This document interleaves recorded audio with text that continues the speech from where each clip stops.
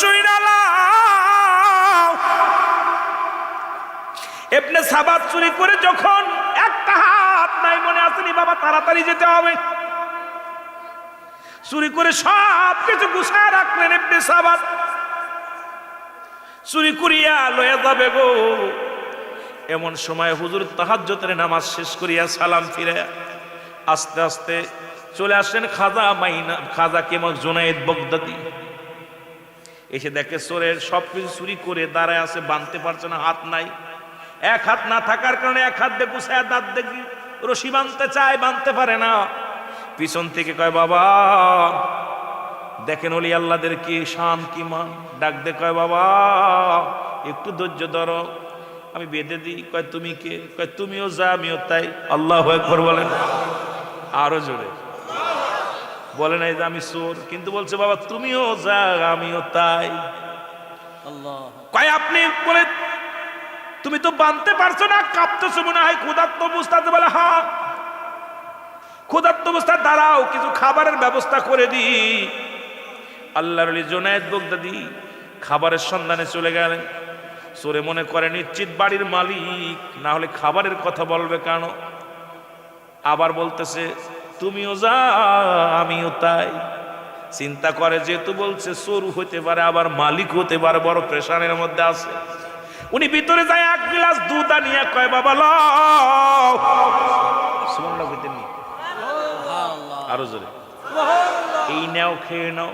দুধটা পাইয়া ইবনে সাবাত চোর চিন্তা করে পাইছি মাসাতো ভাই, পাইছি রে। তবে ডাকতে বলে তুমি যতই আমার দুধ পান করো শোনো, এই মালামাল আমি একাই গুছাইছি, কিন্তু ভাগ দিব না রে তোমারে। কথা হচ্ছে নেই, মালামালের ভাগ কিন্তু দিব না। আল্লাহর জুনায়েদ বাগদাদি কয় বাবা ভাগ লাগবে না, আমি আপনার কাছে থেকে কিছু শিখবো। সুবহানাল্লাহ, আপনার কাছ থেকে কিছু শিখবো, আমার সাথে লন। সুরে কয় ঠিক আছে, যেহেতু আমার হাত নাই পাইছি একটা চাচাতো ভাই মামাতো, ভাগ তো দিব না। তবে বলে ভাগ দিব না, সাথে থাকলে থাকতে পারো, ভাগ হবে না। আল্লাহু আকবার বলে, এক চুলো ভাগ দিব না। জুনায়েদ বাগদাদি কয় ভাগ লাগতো না, সাথে রাখো। দুইটা বোঝা বানলেন, দুইটা বোঝা বাঁধিয়া চোরের আমার মাথা উঠাই দাও বড় বট্টিটা, তুমি নাও ছোটটা, চলো আগায় যায়। কয় চলো। চোরের মাথায় ছোট বোঝা, আল্লাহর ওলির মাথায় বড় বোঝা। আর আমাদের পীর সাহেবদের অবস্থা শুনবেন বাবা, কথাটা এমনি বলতেছি না। বড় বোঝাটা নিয়া আল্লাহর ওলি জুনায়েদ বাগদাদি জিকির করে সুবহানাল্লাহ আলহামদুলিল্লাহ। চোরে দেখে পিছন দিকে তাকায়, দেখি আবার কোন চোরে জিকিরু করে। চোরে কয় ইবনে সাবাত জিকির বন্ধ কর, মানুষ জেনে যাবে। কই ভাই আমার তো ভালো লাগে না, আপনি আগে আগে না পিছে পিছে জিকির করতে করতে। এবার আল্লাহর ওলি জিকির করে মাথায় পুরো বোঝা নিয়ে টানতেছে। ইবনে সাবাত আগে আগে যায়, আল্লাহর ওলি পিছে যায়। কত গালি মন্দ করে, তাড়াতাড়ি আয়, বেলা উঠে গেলে মানুষ ধরে ফেলবে, মায়ের খাবো তাড়াতাড়ি। একবার হাত কাটছে ধরে, এবার পা কাটবে, মেরে ফেলবে, তাড়াতাড়ি আয়। আল্লাহর ওলি কয় ভাই একটু ধৈর্য ধরেন, এত তাড়াতাড়ি করার দরকার নাই, আমি ক্লান্ত।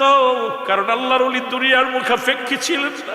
জুনায়েদ বাগদাদির গায়ের গোছার আমাদের পিসাবদের ভুঁড়ি না বসলে পারে, পেটটা দেখলে হয়ে সারে আরে ভুঁড়ি আর আইরে ফল, ওয়াজ করে আর ফল খায়। আর কয় পিসাব মুড়িদের শোনায়, আরে তোর কিসের পেটে তোর নফসকে কন্ট্রোল করতে পারিস নাই, তুই কেমনে পীর হলি? কারণ দুনিয়া তুই ঠেকাইতে পারলি না। দুনিয়ার মুখাপেক্ষী হইয়া যদি বলিস পীর হইয়া দাবি করিস, আমি কিনা ভণ্ডামি ছাড়া আর কিছু নয়। জোরে বলো ঠিক কিনা? আল্লাহর ওলিরা এত সহজ। এখন ভণ্ডামির তো অবস্থা, দেশের অবস্থা। আর আপনাদের আমাদের দিকে ভালা, নদীর উপরে গেলে ঘরে ঘরে ফির। আল্লাহর কসম বিশ্বাস করবেন না, সূরা ফাতিহা জানে না, সে হইছে পীর সাহেব। অসংখ্য পীরের বাড়ি মাহফিল করতে, কয় হুজুর পীরে কামেল আল্লামা অমুকুদ্দিন অমুকুদ্দিন। জি গাই ভাই 6টা কলমা পারেন? একদিন এক পীর সাহেব ধরে যাই জানাজার নামাজ পড়, জানাজা হুজুর লজ্জা দিয়ে না। আমি তুই তোর জানাজার নামাজ নিজেই পারিস না করতে, এই মুসল্লিদের কি অবস্থায় কথা বলছেন। জীবনে একটা ভিডিও দেখবেন, ভিডিওর ভিতরে বিশাল খুব মজা একটা ভিডিও। আমার একটা ওয়াজের ভিতরে দেখবেন এক পীর সাহেবের দর্শি খট করে পীর সাহেবকে কি হয়েছে, আমাকে যাইয়া দেখছি কিছু শরিয়াতের ঘর খেলাফ কিছু কাজ দেখে মাথা গেছে গরম হয়ে ডাকছে মিয়া তোর খেলাফত দেশে কেনা। আমার হুজুর আপনার দাওয়াত নিয়েছি মাহফিলে ওয়াজ করেন, দাওয়াত আগে আগে তুই ই পর জানাজার নিয়ম কর, জানাজার নিয়তটা কর। কথা বুঝছেন, মেজাজটা খারাপ হয়ে গেছে। কারণ দেখি যে পীর সাহেবের গাল দেখা বিড়ির গন্ধ, কিসের গন্ধ? আরে বিড়ি বাবারে, যাদের মুখ দিয়ে গাঁজা মদ ইয়া বা ফেন্সিডিল যারা খায় এরা তো এমনি জাহান্নামী। ওর কিসের ফি? শয়তানের ফি। জোরে বলেন ঠিক কিনা, জোরে বলেন ঠিক কিনা। শয়তানের ফি যারা গাঁজা মদ বিড়ি খায়, জোরে বলেন ঠিক কিনা। বিড়িখোর, গাঁজাখোর, নারীখোর, মদখোর, অসংখ্য ভণ্ডদের কারখানা বাংলাদেশের মধ্যে গড়ে উঠছে। এগুলোর প্রতিবাদ আমরা করি, হক্কানি ওলি আল্লাহদের পক্ষে আমরা। জোরে বলেন ঠিক কিনা। কথা কয় না কেন? ওলিদেরকে মাথায় রাখি, সেই হক্কানি পীর হওয়া লাগবে। ভণ্ড, প্রতারক, নারীখোর, নিশাখোর এরা শয়তানের পীর, মানুষের কোনো পীর হতে পারে না। জোরে বলেন ঠিক কিনা। খাজা ফরিদপুরি কি কয় শোনেন, একটা কথা বলবো, কথা বলেন বলবো। আপনাদের বাড়ির কাছে আটটা এই জন্য বলতে হয় কিছু। উনি একটা কথা বলতেছিলেন, সেটা হলো যদি কোনো পীর যদি বাতাসের উপর দিয়ে হেঁটে যায় নামাজ পড়ে না, কোন পীর যদি পানির উপর দিয়ে ভেসে যায় নামাজ পড়ে না, শরিয়াত মানে না, সেটা ভণ্ড ভণ্ড ভণ্ড প্রতারক। জোরে বলেন ঠিক কিনা। কথা বোঝেননি? এইরকম ভণ্ড দুনিয়ার মধ্যে আবির্ভাব হবে। তারা বাতাসের উপর দাঁড়িয়ে উঠে যাবে, পানির উপর দিয়ে ভেসে যাবে, কিন্তু তারা নামাজ পড়বে না, শরিয়াতের বিধান মানবে না। এরা ভণ্ড। এরা কি ভণ্ড? একদম সিনাই দিয়ে গেছে এইভাবে। কথা বোঝেন, এইভাবে সিনাই দিয়েছে। অনেকেই কেরামতি ভণ্ডদেরও আছে। কথা কন না কেন? কথা কন না বাবা, ভণ্ডদের কেরামতি আছে না? অনেক ভণ্ডরা কেরামতি দেখায়। এই ভণ্ড প্রতারকের জন্য অল পৃথিবীর মধ্যে হক্কানি আলেম, হক্কানি পীর মাশায়েখদের দুর্নাম হচ্ছে। জোরে বলেন ঠিক কিনা, আরো জোরে বলেন ঠিক কিনা। আমিও পীর মুরিদি করি, রাগ করেন না, কিন্তু ভণ্ডদের সাপোর্ট আমিও করি না। জোরে বলেন ঠিক কিনা। কামেল পীরকে সাপোর্ট করি, তাদের সম্মান করি, তাজিম করি। জোরে বলেন ঠিক কিনা। আমার ভাইয়েরা, আমার বন্ধুরা, আমার গভীর মনোযোগ। ইবনে সাবাত আল্লাহর ওলি জুনায়েদ বাগদাদীকে গালি দিতে লাগলেন। আল্লাহর ওলি হাঁটতে পারে না, চলতে পারে না, বোঝা নিয়ে জিকির করে সুবহানাল্লাহ, আলহামদুলিল্লাহ।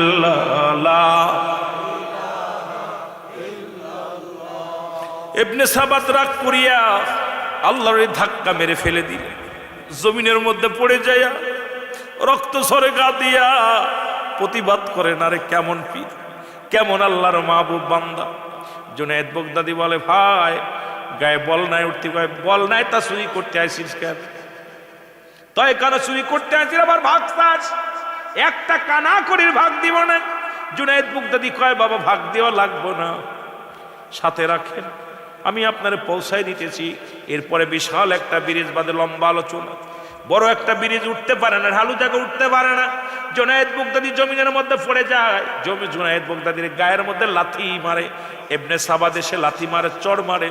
চড়টা খাইয়া দাঁড়ায় দাঁড়ায় কান্দের, বলে আল্লাহ ঠিকই তো করেছে, আমি কেন তার উপকার করতে পারছি না? ঠিকই তো করেছে, সে আমার মেহমান, সুতরাং তার আমি খেদমত করতে পারছি না। ও আমার আল্লাহ, এই জন্য অপরাধ যদি হয় তুমি ওরে মাফ করে দাও। অপরাধ করে এই ভুলটা তো আমার, কারণ আমার বোঝা টানার তৌফিক দাও না। আমি হাঁটতে পারছি না, চলতে পারছি না, আমার মেহমানদারি করতে পারছি না। ইবনে সাবাদের চোখ খুলে গেছে। ডাক দেখায়, তার মানে কি? তার মানে কি? তুমি কি বললা? এবার কয়, ভাই আপনি আর কতদূর যাবেন? কয়, এই তো শেষ, রাখো এখানে। এবার রেখে দিয়ে আল্লাহর ওলি ডাকতে বলে, ইবনে সাবাত আমি রওনা হয়ে গেলাম। যদি আমার কথাবার্তায় চলতে যদি কষ্ট পান আমাকে মাফ করে দিবেন। আপনি আমার মেহমান ছিলেন, আমি ঠিক মতো আপনার বোঝা বহন করতে পারি নাই, ঠিক মতো এনে দিতে পারি নাই, এর জন্য যদি ভুল হয় আমি ক্ষমা চাই আমার আল্লাহর দরবারে, যেন আমার আল্লাহ আমারে মাফ করে দেয়। জোরে জোরে চিল্লায় বলা যাবে না সুবহানাল্লাহ? ইবনে সাবাত ডাকতে বলে আপনি কে গো? ডাকতে বলে ইবনে সাবাত,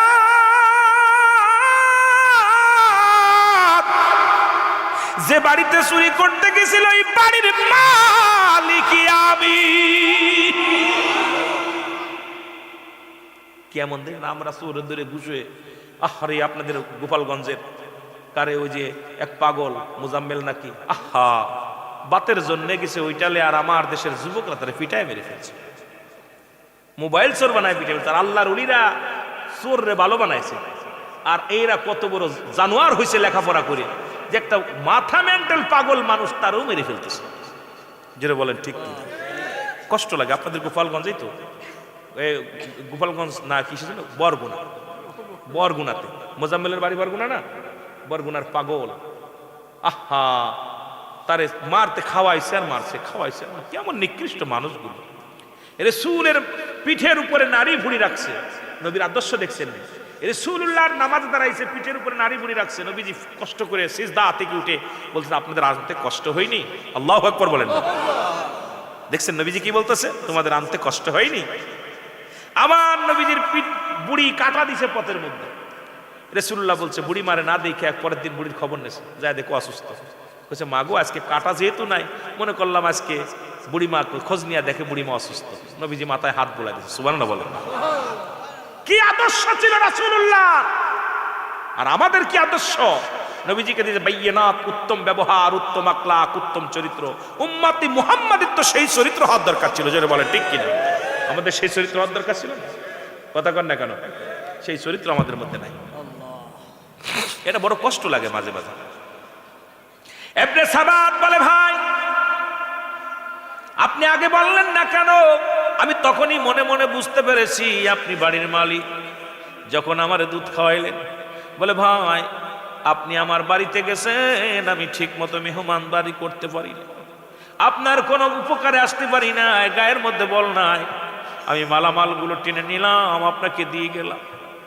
যদি আবার কোনোদিন যান, আল্লাহ যদি আমার বাসায় রাখে, আপনার ভালো মতো মেহমানদারি করবো। জোরে জোরে চিল্লায় বলেন সুবহানাল্লাহ। আল্লাহর জুনায়েদ বুগদাদি চলে আসলেন, নাম পরিচয় দিলেন না। উনি যে জুনায়েদ বুগদাদি, উনার পরিচয় দিলেন না। সুরে বাড়ি যা চিন্তা করে এবার কেমন মালিক, আমার নিজের মালামাল নিজে মাথায় বহন করে এনে দিল, দুধ পান করাইলো, এত মারলাম, লাথি মারলাম, ঘুষি মারলাম, চর মারলাম, প্রতিবাদ করে নাই, প্রতিবাদ করে না। এ তো কোনো সাধারণ মানুষ হতে পারে না। পরের দিন উনি রওনা হয়ে গেলেন যে বাড়িতে চুরি করেছিলেন। পাশের বাড়িতে খবর নাই, ভাই এই যে এই বাড়িতে চুরি করেছিলাম, এই বাড়ির মালিক চুরির কথা বলে নাই, বলছে এই বাড়ির মালিকের নাম কি জানেননি? লোকটা ডাকতে বলে ভাই তোমার নাম কি? বলে আমার নাম ইবনে সাবাত। ইবনে সাবাত রে, তুমি তোমার বাড়ি কয় মদিনায়? কোথায়? বগদাদ নগরে। আল্লাহু আকবার বলেন। বগদাদ নগরে যদি তোমার বাড়ি হয়, তাহলে তুমি কেমনে বলো এই বাড়িটা চিনো না? এটা হলো বড় মাওলানা সাহেবের বাড়ি। জোরে বলা যাবে না? ইবনে সাবাত ডাকতে বলে বড় মাওলানা সাহেব কে গো? কয় এই পাগল শোন, যিনি বগদাদ নগরের একজন কামেল আল্লাহর ওলি, তার নাম হলো আরে মুসলমান জুনায়েদ বগদাদি। জোরে জোরে চিল্লায় বলা যাবে না মারহাবা? ইবনে সাবাত চিন্তা করে আহারে আমি কি ভুল করেছি, একজন আল্লাহর ওলির পিটাইছি, লাথি পর্যন্ত মারছি। দৌড়ায় গেছে, যায় দেখে আল্লাহর ওলি যায় নামাজের মধ্যে বইয়া আহা তাসবিহ নিয়া বসে ধ্যান ধরে আল্লাহর ধ্যানে কাঁদতেছে। আল্লাহ এমনই সময় গেছে, আল্লাহ আমার বাড়ি মেহমান আসছে রাত্রে, কত কষ্ট করেছে সে, ভিক্ষা করেছে, ভিক্ষা করে নাই, আল্লাহ গো চুরি করেছে, পেটের দায়, খিদে লাগছে, আমি যদি পারতাম তুমি আমার খাওয়ার ব্যবস্থা করে দিতাম। কষ্টে পড়ে কাঁদতেছে আমার আল্লাহর ওলি। পিছন থেকে ইবনে সাবাত যায় পায়ের মধ্যে পড়ে গেছে, এ আল্লাহর ওলি, আমি আপনাকে চিনতে পারি নাই, চিনতে পারি না, আমারে তুমি ক্ষমা করে দাও, আমি আপনার বাড়ি চুরি করেছি, আমি বুঝতে পারি নাই আমি চুরি করেছি, কারণ বাড়িটা খালি পেয়েছিলাম, বাড়িটার দরজা খোলা ছিল, এই জন্য আমি চুরি করেছি, আমাকে আপনি মাফ করেন। ইবনে সাবাদ রে আল্লাহর ওলি তওবা পড়ায় দিলেন, তওবা পড়ায় দিলেন, কিছু ওজিফা দিলেন, বাবা তুমি এই ওজিফা করো। ইবনে সাবাদ ওজিফা করতে করতে এমন একটা পর্যায়ে চলে গেল, বাগদাদ নগরের বিশাল একজন কামেল পীর হয়ে গেল, জোরে বলেন সুবহানাল্লাহ। সোর যায় আল্লাহর ওলি হইছে, আর আমাদের দেশের বালা মানুষ যায় বাটপার হয়, জোরে কোন ঠিক কিনা? নিয়ত করে পীরের কাছে গেছে। আমি কই পীরের কাছে নামাজ যারা পড়িস না, যারা রোজা রাখিস না, শরীয়তের বিধান মানিস না, তারা আল্লাহর রাস্তে পীরের কাছে যাবি না, জোরে বলেন ঠিক কিনা? তারা পীরের কাছে যাবি না যদি পরিবর্তন না হয়, জোরে বলেন ঠিক কিনা? একটু মহব্বতের সঙ্গে জিকির করেন লা ইলাহা, আরো জোরে বলেন লা ইলাহা ইল্লাল্লাহ, জোরে লা ইলাহা লা ইলাহা মুহাম্মদ। এ দুনিয়ার মুসলমান,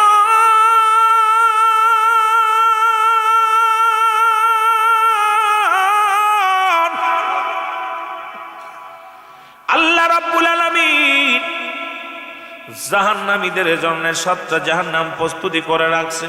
আমার আল্লাহ বলেন, আমার সাথে বলেন, বিসমিল্লাহির রাহমানির রাহিম,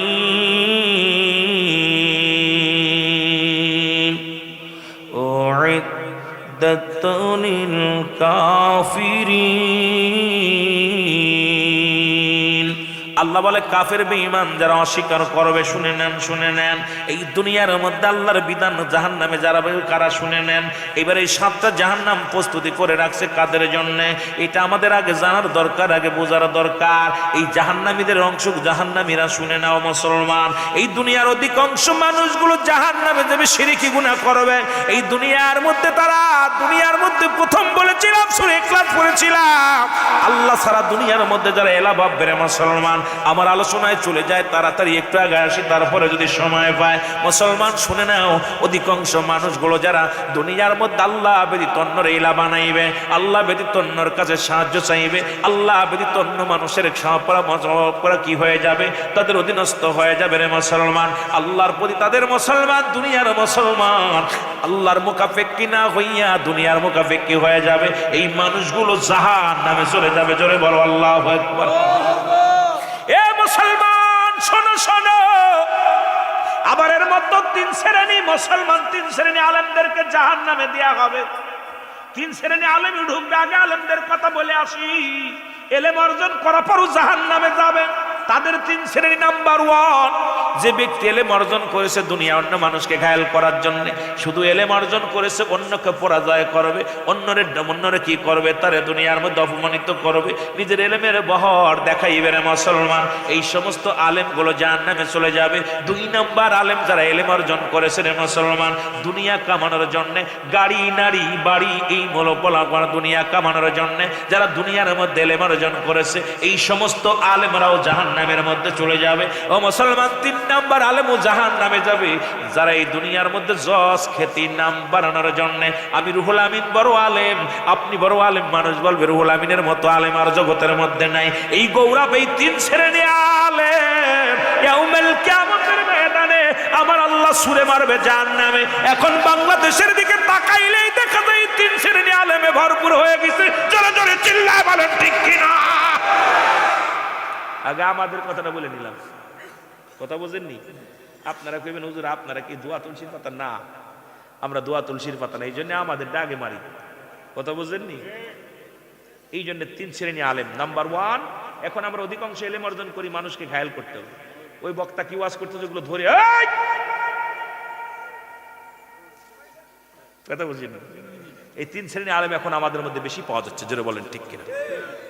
আল্লাহকে পাওয়ার জন্যে, রসুলকে পাওয়ার জন্যে, জান্নাত পাওয়ার জন্যে যে এলেম অর্জন করেছি, দুনিয়ার মানুষদেরকে ভুল পথ থেকে ফেরানোর উদ্দেশ্যে যে এলেম অর্জন হবে আমি আল্লাহ রাসূলের সন্তুষ্টের জন্য, যে এলেম অর্জন হবে আমার জান্নাতি দুনিয়ার শরীয়তের বিধান মেপে চলার জন্য, যে এলেম অর্জন হবে শরীয়তের বিধান শরীয়তের মাদারুজ নবুওয়াতের প্রথম খণ্ডের মধ্যে বয়ান করে শরীয়তের দৃষ্টিকে হালালকে হারাম বললে সে কাফের কাফের কাফের। হালালকে হারাম বলা যাবে না, হারামকে হালাল বলা যাবে না, এই দুইটা দিক খেয়াল রাখা লাগবে। জোরে বলেন ঠিক কিনা? কিন্তু আমরা এলেম অর্জন করছি, 500 টাকা দিলেই আমাদের দেশে কাজীরাই বর্তমান দুর্নীতি বেশি করতেছে। কথা কইতেন নিবা? আহা, অবৈধরে বৈধ বানাই দিচ্ছে। আলেম ফতুয়া দিয়া এই যে আমার দুনিয়ার মধ্যে এমন ফতুয়া দিতেছে উল্টায় পাল্টায়, সাধারণ মানুষ পড়ছে বিপদের মধ্যে। আমি এক ফতুয়া, আপনি এক ফতুয়া, একজন এক ফতুয়া, এই জন্য সাধারণ মানুষগুলো বিভ্রান্তির মধ্যে আছে। জোরে বলেন ঠিক কিনা? সাধারণ মানুষ বিভ্রান্তির মধ্যে আছে। মুসলমান শুনে নাও, গভীর মনোযোগ। রাসূল আকরাম সাল্লাল্লাহু আলাইহি ওয়াসাল্লাম আম্মা জান আয়েশা সিদ্দিকাকে ডাক দিয়ে বলে, আয়েশা রে, আমাকে আল্লাহ 7টা জাহান্নামে ঘুরাইলো, আমি 7টা জাহান্নাম ঘুরে ঘুরে দেখলাম। জোরে বলো আল্লাহু আকবার। কথা কোন থেকে কই যাব, বড় বড় কথাগুলো এসে যায় মুসলমান। ওই জাহান্নাম তেরে আসবে মুসলমান। আম্মা জান আয়েশা সিদ্দিকা বলে, ইয়া রাসূলুল্লাহ, ইয়া হাবিবাল্লাহ, আপনি জাহান্নামে যায় কি দেখলেন, জান্নাতে যায় কি দেখলেন? নবী কয়, আয়েশা রে, আমি জাহান্নামে যাইয়া ওই করুণ কান্না, মানুষের কান্নাগুলো দেখেছি, আমার উম্মতের কান্না আমি দেখেছি রে আয়েশা। আরে জান্নাতের তো কত নিয়ামত, শুনে নাও রে। আমার আল্লাহ বলেন, ওয়াল্লাহাবুজুল আসফি ওয়ার রায়হান ফাবিআইয়ি আলাহি রাব্বিকুমা তুকাজ্জিবান।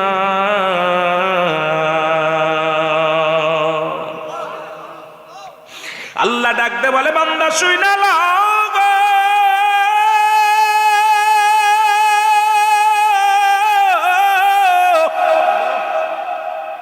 ওই জান্নাতি মানুষদের জন্য শুভ সংবাদ জানা দিয়েছে আমার আল্লাহ। পৃথিবীর মধ্যে আমি যত ফল দান করেছি, ফলের উপরে আমি খোসা লাগা দিছি, বান্দার মঙ্গলের জন্য আমি খোসা লাগা দিছি। আপেল, আঙ্গুর, বেদানা, আম, জাম, কাঁঠাল, লিচু, কদবেল, পেয়ারা যা বলেন না কেন, ধান বলেন আর চাউল বলেন, প্রত্যেকটার উপরে আমি আল্লাহ খোসা লাগায় দিলাম। খোসা যুক্ত ফল আর খোসা মুক্ত ফুল। আল্লাহু আকবার। কথাটা এই জন্য শস্য শ্যামল খাইয়া নাফরমানি করো মাওলার, তারাই তো যাবে জাহান্নামে। এই জন্য আমি এই কথাটা তুলে ধরলাম। আল্লাহ বলে, বান্দা, ফুলের উপর আমি খোসা দিই নাই, আর ফলের উপর আমি খোসা লাগাইলাম। এই জন্য বান্দার মঙ্গলের জন্য ফলের উপর আমি কাবাল লাগা দিলাম, যাতে করে ফলের মধ্যে কেউ বিস্ফোরক না করতে পারে, পয়জন না ঢুকতে পারে। ওই বান্দা ফলটা খাবে, দেহের মধ্যে বল আসবে, আমার গোলামি করবে। ওই দেহের মধ্যে যদি বল না পায়, আমার গোলামি করে শান্তি পাবে না। এই জন্য আমি আল্লাহ প্রতিটা ফলের উপরে কাবাল লাগায় দিলাম। আর ফুলটা, ঘিরানটা, এটা যেখানেই ফুটবে ঘিরানটা নাকে যায় লাগবে, কারণ এই ফুলের উপরে আমি আল্লাহ কাবার দিই নাই, কারণ ফুলের ঘিরান বান্দার নাকে লাগবে, বান্দার মনটা ভালো থাকবে, আমি আল্লাহর গোলামি করবে। জোরে জোরে চিল্লায় বলা যাবেন আল্লাহু আকবার। মজার একটা বিষয়, আল্লাহ বান্দারে কত ভালোবাসে, আদর করে। কি আদর করে দেখছেন যে বান্দা এগুলো খাবে দাবে, ভালো তৃপ্তি পাবে, শান্তি পাবে, ইবাদত করবে, জান্নাতে যাবে। আর বান্দা ফুলের ঘ্রাণটা পাবে, মন ভালো থাকবে, উৎফুল্ল থাকবে, ফুলের একটা সৌন্দর্য ভালো লাগে। যেটা বলেন ঠিক কিনা? এগুলো যে কত নিয়ামত আল্লাহ দান করেছে, এগুলো বলতে গেলে, এই জান্নাতের বিবরণ দিতে গেলে মজার আর মজা, ওদিক তো আমার যেতে পারতেছি না, কারণ একটা বিষয় তো শেষ করতে পারি না, আর একটা দিক যাওয়ার সময় পাবো কি? দরদি বান্দা শুই না লাগো। আম্মা জান আয়েশা সিদ্দিকা বলে, ইয়া রাসূলুল্লাহ, ইয়া হাবিবাল্লাহ, আপনি প্রথম জাহান্নামে গেলেন, ওই জাহান্নামের বিবরণটা আমাকে দেন। নবী বলেন, আয়েশা রে, প্রথম জাহান্নামের মধ্যে আমি গেলাম, যা দেখি অধিকাংশ নারী জাতি জাহান্নামী। কারা কারা? জোরে বলেন কারা? আয়েশা রে, আমার আল্লাহ রাব্বুল আলামিন দেখে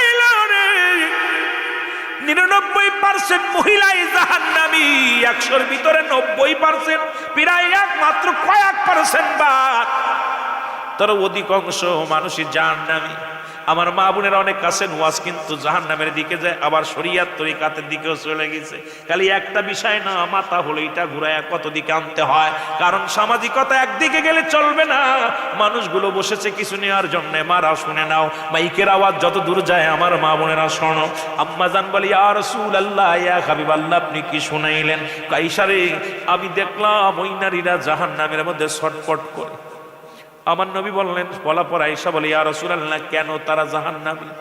আমার নবী বললেন, আয়েশা রে, ওই সমস্ত নারীরা তারা স্বামীর লানতকারী। জোরে বলো আল্লাহু আকবার। এরা পৃথিবীর মধ্যে স্বামীর লানতকারী। আয়েশা বলে, ইয়া রাসূলুল্লাহ, লানত কাকে বলে?